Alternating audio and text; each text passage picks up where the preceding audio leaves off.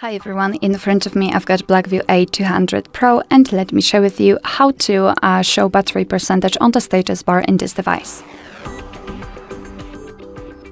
So let's begin with opening the settings, and in this device it is pretty easy to activate the percentage. We have to scroll down to find the battery option. Let's tap on it, and as you can see at the very bottom of this list we've got the battery percentage option, of course if you've got it turned off, simply tap on the switcher and your device will immediately apply the exact percentage of the usage of the battery inside the battery icon on the status bar. Unfortunately in this device we do not have any other display effects, so we can display it only inside the battery icon. Of course you can turn it off just by tapping on the switcher again.